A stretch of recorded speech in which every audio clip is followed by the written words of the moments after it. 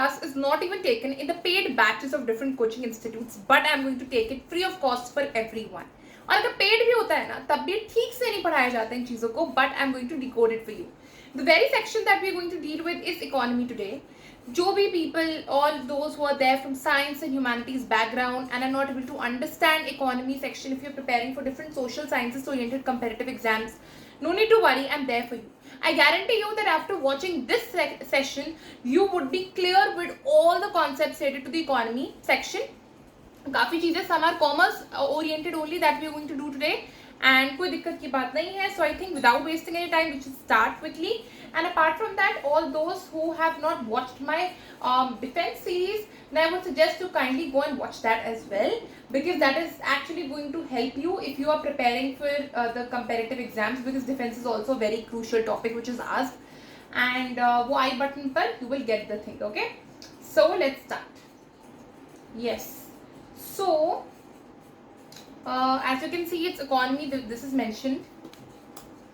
Okay, पहला चीज आता है इकोनॉमी में when you reading about is the Bretton Wood system. Now what is this Bretton Wood system? It's very critical to understand. बच्चों ने पढ़ रखा होगा ऑलरेडी, एनसीईआरटी में तो पढ़ाया जाता ही है. When you reading history, if I am not wrong, NCERT class 9th में भी, 9th और 10th. ओके, बट फिर नहीं पढ़ाया जाता ये. तो ब्रेटन वुड सिस्टम आज देख लेते हैं.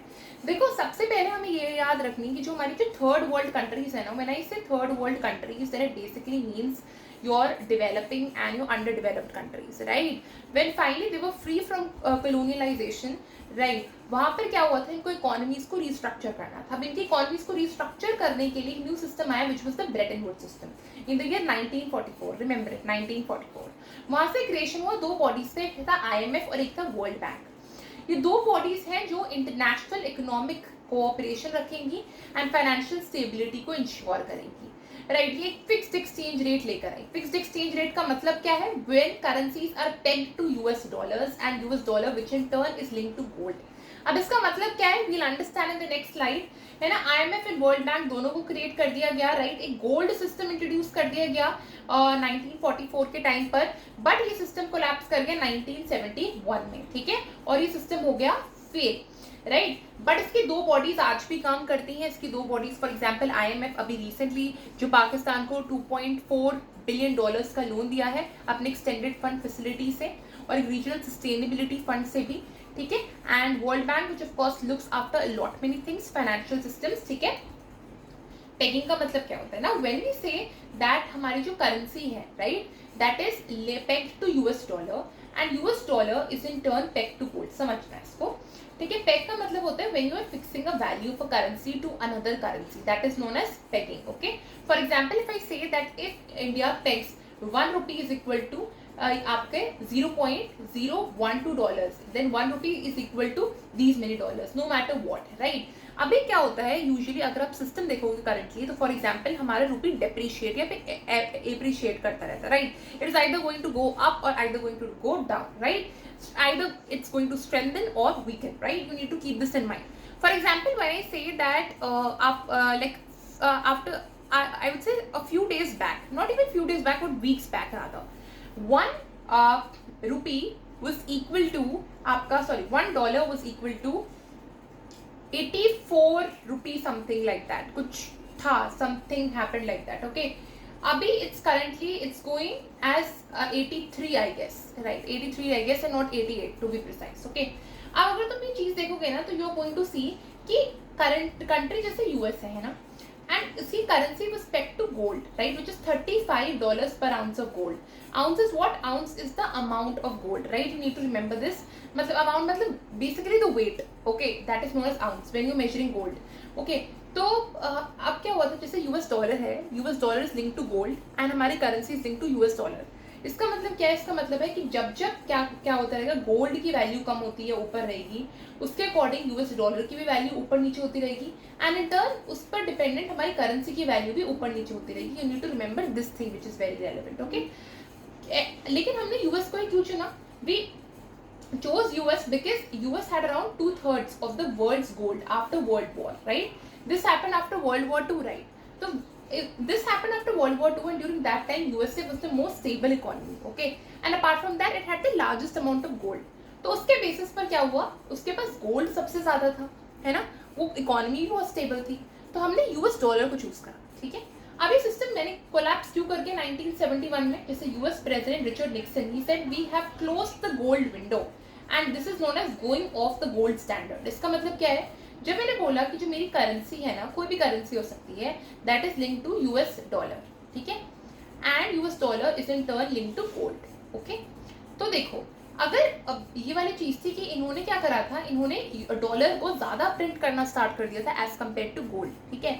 लाइक पहले यूजुअली क्या होता था, जैसे फॉर एग्जाम्पल कोई कंट्री है, किसी कंट्री को गोल्ड चाहिए, ठीक है, अब वो गोल्ड चाहिए तो वो क्या कर सकता था, उसके पास जितने यूएस डॉलर्स है ना, वो उतने यूएस डॉलर्स यूएस को दे देता था, बदले में गोल्ड ले लेता था, ठीक है, या फिर उसकी करेंसी का जितना भी यूएस डॉलर से मिलता जुलता था वो उससे गोल्ड ले लेता था। ऑफ कोर्स अगर मान लो कोई बहुत छोटी सी कंट्री है, जैसे फॉर एग्जाम्पल मान लो जिम्बाब्वे है या फिर चैड है, तो लेट्स सपोज उनकी इकोनॉमी बहुत छोटी है, राइट, एंड उनकी, we are not talking about Britain कि यार अगर मैं यहाँ पर बात करूँ, मैं यहाँ पर अब मान लो पाउंड दे दूँ, तो पाउंड तो ऑफकोर्स फिर भी काम आ जाएगा बिकॉज फिर भी उसकी डिमांड थी, बट मैं अगर जिम्बाब्वे की करेंसी के बारे में बात करूँ, जैम्बिया की करेंसी के बारे में बात करूँ, मेडागास्कर की करेंसी के बारे में बात करूँ, तो इन दैट केस उनके पास जितने यूएस डॉलर्स थे तो वो यूएस को देते थे, इन टर्न गोल्ड ले लेते थे। बट दिक्कत ये होती थी कि जो यूएस ने ना डॉलर ज्यादा प्रिंट कर दिए थे over a period of time और उतना गोल्ड था नहीं। फॉर एग्जाम्पल, बहुत छोटा सा example I am taking this, 6 मेरे पास आउंसेस ऑफ गोल्ड है, ठीक है, और मेरे पास क्या है, $35 पर आउंस ऑफ गोल्ड। अब 35 को मैं 6 से मल्टीप्लाई कर दूंगी, राइट, मैंने बहुत छोटा एग्जाम्पल लिया है, ये बहुत छोटी कैलकुलेशन है, it is going to be रफली $210, ठीक है, मैथ्स मेरी इतनी अच्छी नहीं है बट यस इट्स $210। तो $210 यूएस प्रिंट कर सकते हैं बिकॉज उसके पास 6 आउंसेस ऑफ गोल्ड है, बट उससे कर दिए 220 या 230। कंट्रीज मांग रहे हैं गोल्ड, बट उसके पास क्या था, इतने डॉलर्स थे ही नहीं देने को, करेक्ट। तो फॉर एग्जाम्पल मैं बात करूँ, कोई पर्टिकुलर कंट्री आई है ना, उस पर्टिकुलर कंट्री ने बोल दिया कि आप हमें ना गोल्ड दे दीजिए, हम ना आपको आपकी करेंसी दे देंगे यूएस डॉलर, ठीक है, बट उसके पास इतना गोल्ड था ही नहीं, है ना, और कंट्री से एक्सपेक्ट करा था अगर उसने इतने डॉलर्स छाप दिए तो इतना गोल्ड तो ऑलरेडी उसके पास होगा, बट उसके पास था नहीं, है ना, इसकी वजह से सिस्टम फेल कर गया था। I hope you understood this, ठीक है। उसको हम बोलते थे फिक्स्ड एक्सचेंज रेट, ऐसा क्यों, बिकॉज वो पैक कर दिया गया था यूएस डॉलर को गोल्ड से, है ना, और करेंसीज को यूएस डॉलर से। But after that we had floating exchange rate, जहां पर डॉलर्स को सिर्फ और सिर्फ ट्रस्ट से, मार्केट के बेसिस पर इसको पैक कर दिया गया था, ना कि गोल्ड के बेसिस पर। अब हम किसी मेटल से इसको पैक नहीं कर रहे थे, बट हम सिर्फ ट्रस्ट के बेसिस पर इसको कर रहे थे, ठीक है। ऑफ कोर्स पहले का सिस्टम बहुत स्टेबल था, रिजिड था, बिकॉज एक गोल्ड था, गोल्ड पर आपका यूएस डॉलर बंधा हुआ था एंड हमारी करेंसी यूएस डॉलर के ऊपर बंधी हुई थी। But after some time, when we switched to the other system, that was more flexible and that was more volatile because market ऊपर नीचे होती रहती है और खराब होती रहती है scenarios, right? IMF international monetary fund, ये याद रखना, ब्रेटन वुड्स कॉन्फ्रेंस में हुआ था 1944 में, इसके हेडक्वार्टर्स वॉशिंगटन डीसी में है, रिमेंबर दिस, है ना। इंटरनेशनल मॉनेटरी सिस्टम को प्रमोट करना, करंटली 190 कंट्रीज है as of 2025। It is managed by the board of governors, typically the finance ministers and central governors of the member countries. Executive board comprises of 24 directors representing different member countries. Okay, and this is a very वो वाला part, procedural वाला part. इसका जो mechanism है, you can just read it up, you can just learn it up कि executive board में कितने members होते हैं, है ना। Otherwise major lending programs इसके हैं, stand by agreement, adjustment program and extended fund facility. Extended fund facility के बारे में पढ़ेंगे, it is in news, it is very important for CLAT, it's very very important. तो एक्सटेंडेड फंड फैसिलिटी के बारे में पढ़ लेना। और इंडिया से की member and the 8th largest contributor to IMF. हर कंट्री को आईएमएफ को कुछ ना कुछ देना पड़ता है और India is the 8th contributor. US is of course the first one and I think second one is Japan. Just check it out, okay, once. Otherwise I am going to teach this, अभी upcoming slides में extended fund facility आ जाएगा। World bank को देख लो, world bank IMF का जन्म एक दिन ही हुआ था भाई। उसका मेजर ऑब्जेक्टिव है, आईएमएफ ज्यादा सोशल इश्यूज में नहीं है, आईएमएफ कंट्री स्पेसिफिक इश्यूज में है, बट वर्ल्ड बैंक का मेजर काम होता है ग्लोबली सबको देखना, जैसे पॉवर्टी को रिड्यूस करना, सस्टेनेबल डेवलपमेंट बढ़ाना। इसके बहुत सारे ऑफकोर्स बहुत सारे branches establish, not even branches but different types of organs, like if I say International bank for reconstruction and Development, I say Multilateral Investment guarantee Agency and Incentive for Settlement of Investment Disputes. ये सब इसके लिए छोटे छोटे organs है जो establish है। इतने न्यूज में रहते नहीं, मेजरली वर्ल्ड बैंक की न्यूज में रहता है, बट इसके ऑर्गन्स को लर्न करना बहुत इंपॉर्टेंट है। कौन से रिस्क के लिए इंपॉर्टेंट है, कंसेशनल लोन्स देने के लिए वर्ल्ड की पोरेस्ट कंट्रीज को वो इंटरनेशनल डेवलपमेंट एसोसिएशन है। International bank for reconstruction and development basically loans देता है मिडिल इनकम कंट्रीज को, है ना, और मिडिल इनकम कंट्रीज को लोन्स देता है तो आईडीए पोरेस्ट कंट्रीज की हेल्प करता है, ठीक है। Investment guarantee agency political risk insurance provide करता है to encourage investments in developing countries. जैसे पाकिस्तान के बारे में बात करूं, पॉलिटिकल इनस्टेबल कंट्री है, ठीक है, अनस्टेबल सॉरी, तो जो मिगा है वो मिगा इतनी अश्योरेंस देगी पाकिस्तान में कि यार यहाँ पे पॉलिटिकल इंस्टेबिलिटी नहीं होगी, इधर एफपीआईज एंड एफडीआईज आए इन्वेस्ट करने के लिए। अब एफपीआईज क्या होता है ये मैं आपको अपकमिंग सेशंस में बता दूंगी, ये स्लाइड्स में ही है, आई थिंक इसमें आ जाएगा। Long term loans grants and India is the largest borrower and one of the major significant stakeholders at आपका वर्ल्ड बैंक ग्रुप, ठीक है, बोरोवर भी है ना, of course, but we have used that loans and loans लेते हैं तो हमने पे ऑफ भी करा है, इतने बड़े डेट में नहीं है। अच्छा, रिसेंटली न्यूज है, very important for CLAT, very important for other entrance exams also, कि आपका जो यूनाइटेड स्टेट्स है it has placed India on priority watch list. अब प्रायोरिटी वॉच लिस्ट का मतलब क्या होता है, देखो ये जो पर्टिकुलर, पहले मैं आपको बताती हूँ इसको कौन रिलीज करता है, United states trade representative special 301 report, right, ये पर्टिकुलर रिपोर्ट है जो यूएस निकालता है, ठीक है, ये यूएन नहीं निकालता है, ये यूएस निकालता है, इसलिए रिपोर्ट बायस्ड है और इस पर हम भरोसा नहीं करते हैं, ठीक है। फॉर एग्जांपल मैं बता रही हूँ इधर इसकी 3 बेसिक लिस्ट निकलती है और ये लिस्ट है आपकी priority foreign country, priority watch list and watch list country, है ना, और हम प्रायोरिटी वॉच लिस्ट में, ठीक है, इंडिया को प्लेस करें, ऑफ कोर्स 8 कंट्रीज को करा है इंक्लूडिंग इंडिया। तो इसमें तुम्हें याद रखना इंटेलेक्चुअल प्रॉपर्टी से रिलेटेड चीजें इसमें पूछी जाती है। जैसे फॉर एग्जांपल पहले ये देख लो, तो जो तीनों लिस्ट आती हैं ये तीनों लिस्ट किस किस सिनारियोज में दी जाती हैं। फॉर एग्जाम्पल जिस कंट्री ने बहुत घातक इंटेलेक्चुअल प्रॉपर्टी का वायलेशन करा होता है, इंटेलेक्चुअल प्रॉपर्टी आपको नहीं पता है तो मैंने अपने चैनल पर ऑलरेडी वीडियो बना दी इंटेलेक्चुअल प्रॉपर्टी, जहां पर मैंने सब कुछ एक्सप्लेन कर दिया इंटेलेक्चुअल प्रॉपर्टी का से related, important for the legal reasoning section for CLAT and other law entrance exams. But apart from that, if you are again want to just revise, if you are even preparing for CBSE board exams, उसमें भी चलेगा, right. Priority foreign country, ठीक है, उस case में होता है तुम्हारा हाईएस्ट लेवल ऑफ वायलेशन होता है, इस पर ट्रेड सैंक्शंस लगा दिए जाते हैं, रेयरली यूज, बट इंडिया और चाइना इसमें पास पहले भी आ चुके हैं। स्ट्रॉन्ग मॉनिटरिंग में प्रायोरिटी वॉच लिस्ट हाई होता है, वॉच लिस्ट में मॉडरेट है, कुछ आसियान कंट्रीज, अफ्रीकन कंट्रीज हैं। अब इसका मतलब क्या होता है, देखो मैं आपको थोड़ा सा एक्सप्लेन कर देती हूँ। जैसे मैंने बताया ना कि ये यूएस ही लगाता है, तो ये यूएन के ऑफ कोर्स नहीं है, और हम यूएन के द्वारा अगर रिलीज नहीं करा जाता तो हम इस पर भरोसा भी नहीं करेंगे। अब कैसे है, देखो हमारा जो पेटेंट्स एक्ट है ना 1970 का, इसका ये वाला पढ़ो आप एग्जाम्पल, ठीक है, section 3D of the patents act 1970। Remember this, I am going to float this PPT also, so no need to worry. Mere discovery of a new form of known substance which does not result in the enhancement of the known efficacy of the substance, तो उस case में इसको patent नहीं माना जाएगा। अब देखो समझो मेरी बात को, अगर एक आइटम है, फॉर एग्जांपल एक मेडिसिन है, जो मेडिसिन कैंसर को क्योर करती है, कैंसर को क्योर करने के लिए वो जो दवाई है, वो जो पर्टिकुलर दवाई है, लेट्स सपोज उसको लेना चाहिए ट्वाइस अ डे, ठीक है, ट्वाइस अ डे हम उसको लेते हैं कैंसर को क्योर करने के लिए, लेकिन कुछ उसका पेटेंट कारण पूरा टेन्योर होता है, right, which is of 20 odd years, okay, 20 odd years का पेटेंट का टेन्योर होता है। एंड मान लो वो दवाई 20 साल यूज हुई, 20 साल बाद अब फाइनली उस दवाई का टेन्योर खत्म होने को आया है। अब जब उस दवाई का टेन्योर खत्म होने को आया है तो वहां पर थोड़ी सी ना ट्वीक्स कर दी है साइंटिस्ट ने, और जो जिस बंदे ने manufacture of that particular medicine tweaks कर दी कि यार अगर इसको ट्वाइस अ डे लेना पड़ता है कैंसर को क्योर करने के लिए, या फिर कैंसर के आई वुड से थोड़ा सा ट्रीटमेंट को अम्यूलोरेट करने के लिए, तो अब आप वंस अ डे ले लो, ठीक है। तो वंस अ डे क्या ये न्यू डिस्कवरी है? No, it's not a new discovery. And यही सेक्शन 3D बोलता है पेटेंट्स एक्ट का, right, evergreening of patents. Evergreening of patents का भी यही मतलब होता है। तो बेसिकली जब यूएस की बहुत सारी मेडिसिन आती है इंडिया में और उनका पेटेंट का टेन्योर खत्म होने को हो रहा होता है, इंडिया में पेटेंट का टेन्योर खत्म होने का यही मतलब है कि उससे सेम फॉर्मूला से या फिर सेम इंग्रेडिएंट से, फॉर्मूला बेसिकली सेम फॉर्मूला से आप इंडिया में या फिर कोई और मैन्युफैक्चरर वो दवाई इंडिया में बनाकर नहीं बेच सकता है। So you need to remember this कि जो वो चीज है वो इंडिया में बनाकर नहीं बेच सकता, वो पर्टिकुलर दवाई, वो सेम फॉर्मूला का, जब तक वो टेन्योर चल रहा है इंडिया में यूएस का।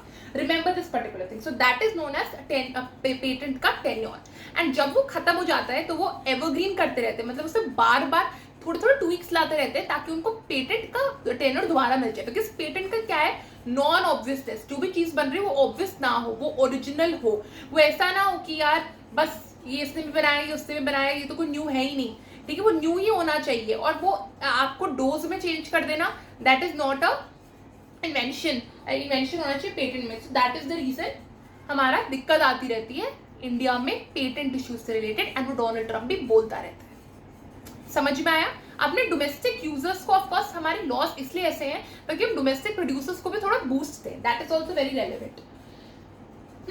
और काफी सारी चीजें हैं भाई कि तुम्हारा इन्फोर्समेंट जो है आईपी लॉस का वो बड़ा खराब है, एडमिनिस्ट्रेटिव इश्यूज बहुत ज्यादा हैं, ठीक से piracy and counterfeiting hubs and national state law enforcement ठीक से कोलैबोरेट नहीं करते, ठीक है, फाइन. और भी बहुत सारी चीजें, जैसे अगर आपको एप्पल वाला, sorry not apple but potato वाला केस याद हो, I am not actually able to recall the exact name of that particular case, but ये आया था एक पर्टिकुलर पोटैटो की वैरायटी इधर उगाएंगे और चिप्स बनाएंगे, जब एक यूएस कंपनी आई थी, उस केस में बहुत दिक्कत आई थी फार्मर्स को, right, and at the end of the day we only won the case. The US company did not win the case and wanted to get the IP protection of the Indian biological resources. जो last line आपकी second last line लिखी हुई है, but वो नहीं हुआ था. ये सिंपल साइड. चलो, finance commission, remember this, very important for different comparative exams. 280 article में ये स्टैब्लिश है, प्रेसिडेंट ऑफ इंडिया स्टैब्लिश करता है हर 5 सालों में. Where is my pen? Yes. First finance commission KC Neogy. Latest Finance Commission 16th Commission was established, constituted 2023, effective from 1st of April 2026 to 2031. Basically report के बारे में हम बात करते हैं, ठीक है. जब हम बोलते हैं ना कि 15th फाइनेंस कमीशन को बेसिकली इस साल रिपोर्ट देनी है, ठीक है, इस साल आई थिंक नवंबर के टाइम पर उसका है पीरियड रिपोर्ट देने का. तो ये जब 16th फाइनेंस कमीशन है, रिपोर्ट के इंग्रेडिएंट्स लिखना स्टार्ट करेगा 2016 में, ठीक है, 2026 में, ओके, वो तब इसके डिटेल्स लिखना स्टार्ट करेगा. So that is the reason लिखा होता है effective from. NK Singh was the 15th finance commission. Arvind Panagariya, remember 16th finance commission का चेयरपर्सन. इनका पिछला वाला मेरे को डेजिग्नेशन बताइएगा कमेंट सेक्शन में, जिससे पहले क्या थे. Distribution of tax and revenues between central and state government, vertical devolution, right, centre state, horizontal devolution. देखो डेवोल्यूशन का मतलब क्या होता है, recommendations are advisory and not binding on the government. Of course government देखेगी जो उसको करना है, द फाइनेंस कमीशन के रिकमेंडेशंस आर नॉट बाइंडिंग. जब सेंटर से फॉर एग्जांपल स्टेट के तरफ फंड आता है ना, that is known as vertical devolution. Vertical का मतलब है, जैसे फॉर एग्जांपल ये वर्टिकल इज सीधा, तो यहाँ पर सीधा सेंटर से मतलब ऊपर से स्टेट्स के थ्रू जा रही है, मतलब दे आर गोइंग सीधा. But however when I talk about horizontal में, तो हॉरिजॉन्टल में बहुत चीज़ें देख जाती हैं. वो स्टेट माउंटेनस एरिया है, वो स्टेट एक स्पेशल एरिया में आता है, वो साउथ इंडिया है, वो ईस्टर्न नॉर्थ ईस्टर्न इंडिया, वो ईस्टर्न इंडिया है, वहाँ इंसर्जेंसी ज़्यादा है, वहाँ बॉर्डर्स एरिया ज़्यादा है, वहाँ पर ट्राइबल कम्युनिटी ज़्यादा है, वो सब देख कर आते हैं. ऐसे वो हॉरिजॉन्टल डिस्ट्रीब्यूशन होता है, बिकॉज स्टेट सेम लेवल पे मानी जाती हैं. लेकिन सेंटर जब सेंटर यहाँ से स्टार्ट करे, जो स्टेट्स के थ्रू जाता है, that is known as vertical distribution, okay. Grants rate भी देता है. फॉर एग्जांपल पीछे थोड़ा ग्रांट्स रेट के बारे में बता दूं. बिहार को बजट में ग्रांट आई थिंक या तो बिहार को मिला था या तो आंध्र प्रदेश को मिला था इस साल का जब बजट आया था 2025 का. ऑफ कोर्स उनका यही होता है ना कि हमारी पार्टी छोड़ के चली ना जाए, हमारी सरकार गिर ना जाए, तो उस केस में दे गेव सम अमाउंट. नहीं, आंध्र प्रदेश को वो अमाउंट दिया था बहुत ज्यादा, अब याद आ गया. तो ग्रांट्स में देते रहते, किसी स्टेट को जरूरत हो, किसी स्टेट को परेशानी हो, कहीं फ्लड आया हुआ हो, तमिलनाडु में भी दिया था, वैसे टाइप्स, ठीक है. रिजर्व बैंक ऑफ इंडिया आ भी आया, ये तो भाई इसको तो लर्न कर लो, बहुत इंपॉर्टेंट. स्टैटिक भी चीजें बता रही हूँ, टेक्निकल चीजें आ गई फटाफट. तो यहाँ पर establish on 1st of April 1935. Remember RBI act 1934 ने इसको स्टैब्लिश करा था. नेशनलाइजेशन हुआ था 1949 में. मतलब ये पहले प्राइवेट था आरबीआई बैंक, ठीक है. बाद में ये इसका स्टेक गवर्नमेंट ने ले लिया, ठीक है. गवर्नमेंट के पास स्टेक से 1% था शुरुआत में, जितना मेरे को याद है, फिर 49% हुआ, फिर धीरे धीरे 51 हो गया, राइट, फिर वो नेशनलाइज हो गया, ठीक है. फिर आपका शक्तिकांता दास is not the current one. Remember the current governor. Let me know in the comment section below. First governor was Sir Orbone Smith. Remember the name. First Indian governor was C.D. Deshmukh. Remember this.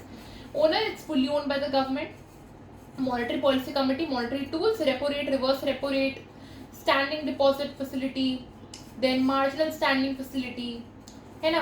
अब देखो ये क्या tools होते हैं, ये tools बहुत important है। I am attaching one more video which is there on the I button, watch this video in order to understand all the monetary tools, बहुत इजीली एक्सप्लेन करके रखा हुआ है, अदरवाइज स्लाइड में भी आ गया। Regulates banking sector under the banking regulation act of 1949। This basically governs आपकी ये वाली जो चीजें, आरबीआई एक्ट 1934, क्या आरबीआई का एस्टैब्लिशमेंट, आरबीआई की मेन अंदर बॉडीज क्या क्या होती हैं, बॉडीज मतलब मेजरली हम talking about what people do, what are the functions of different people, right. But यहाँ पर कैसे इसका रेगुलेशन होता है, what are the procedures that we need to follow, etcetera etcetera. Digital यहाँ पर करेंसी, डिजिटल रुपी भी लॉन्च हुआ था, यूपीआई, यूपीआई लाइट, यूपीआई 1 2 3, ये सब पढ़ेंगे आगे जाकर, ठीक है। Okay, who mints coins in India, ठीक है, that's a very relevant question. Indian government print करती है कॉइन्स को, राइट, मिंट करती है, सॉरी, प्रिंट तो नोट्स होते हैं। Under which act, which is the coinage act of 2011, responsible body is security printing and minting Corporation of India Limited. This body basically mints coins in India. You need to remember one thing, 4 to 5 bodies are there which are part of RBI. Remember those 4 bodies majorly. Let me know down, let me know these in the comment section below.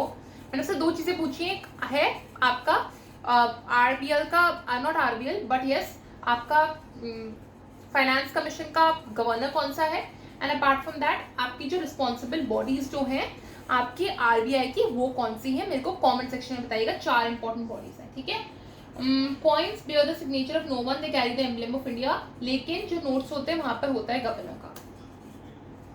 अच्छा, 4 major locations हैं जहां पर coins को print करा जाता है। Of course उसकी 4 branches हैं, है ना, जो बॉडी हमने पढ़ी है, मुंबई की, कोलकाता की, हैदराबाद एंड नोएडा। एंड एक चीज तुम याद रखिए, ये तो वहां पर है जहां पर स्टेट्स में है। ये मिंट मार्क भी मेंशन होता है। फॉर एग्जांपल तुम कॉइन खोल के देखना, और मतलब खोल कर नहीं बट कॉइन को अपने हाथों में देखना, और कॉइन में तुम्हें दिखेगा कि अगर उसमें डॉट बना हुआ है तो वो मुंबई का है, अगर उसमें कोई भी मार्क नहीं है वो कोलकाता का है, उसमें स्टार है वो हैदराबाद का है, उसमें डायमंड बना हुआ है तो नोएडा का है। ये देख सकते हो, उसको लर्न भी कर लेना, एसएससी में पूछा गया पहले भी। क्लैट वालों को मैं इतना बोलूंगी, जो मैं पढ़ाती जा रही हूँ उसको देखते जाओ, जो चीजें मेरे को लगता है रेलेवेंट है वो कर लेना, बट ये तो एलिट के लिए लर्न कर ही लो। बट अदरवाइज हमने नहीं करा था, और ये क्वेश्चन आया भी नहीं था, और क्वेश्चन नहीं आया है ऐसा, but SSC, UPSC, banking, railway के लिए बहुत। Okay, who prints currency notes? तो RBI does that under section 22 of the RBI Act of 1934. Section पे याद कर लो एक बार। करेंसी में RBI गवर्नर का लगा होता है signature, and printing press is manage by RBI। 4 presses हैं, one is in Dewas, one is in Nashik, one is in Mysore, one is in Salboni. Salboni is in West Bengal, Mysore is in Karnataka, Nashik is in Maharashtra, and Dewas is in Madhya Pradesh. Remember these 4 things also, Dewas, Nashik, Mysore and Salboni. Okay, video थोड़ी लंबी हो गई है, so will continue this in the next session.